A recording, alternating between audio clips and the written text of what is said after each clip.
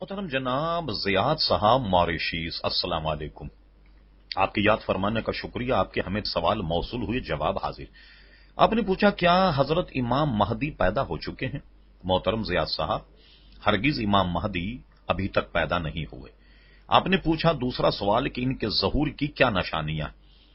ان کی ظہور کی نشانیوں میں سے ہمیں کتابوں میں یہ نشانی ملتی ہے، جیسا کہ ہمارے بہت بڑے عالم دین حضرت صدر الشریعہ بدو طریق حضرت علامہ مولانا امجد علی صاحب رحمت اللہ تعالی علیہ نے تمام حدیثوں کی تلخیص بحر شریعت حصہ اول میں بیان فرما دی، جو یوں ہے کہ امام مہدی کا ظہور جب ہوگا ان میں حالات یوں ہوں گے جب سب جگہ کفر کا تسلط ہوگا۔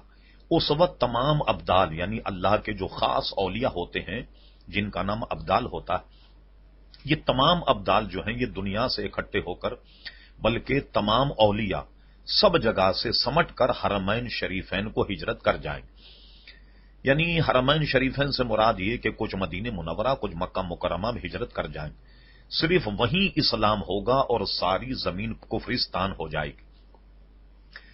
اچھا، رمضان شریف کا مہینہ ہوگا، ابدال طواف کعبہ میں مصروف ہوں گے اور حضرت امام مہدی بھی وہاں ہوں گے۔ اولیاء انہیں پہچانیں گے، ان سے درخواست بیعت کریں گے، وہ انکار کریں گے۔ دفتن یعنی فوراً غیب سے ایک آواز آئے گی، یہ اللہ کا خلیفہ مہدی ہے، اس کی بات سنو اور اس کا حکم مانو۔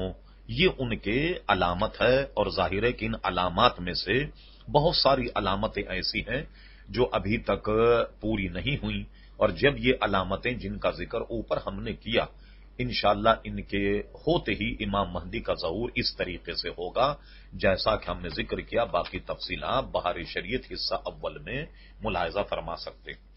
محترم جناب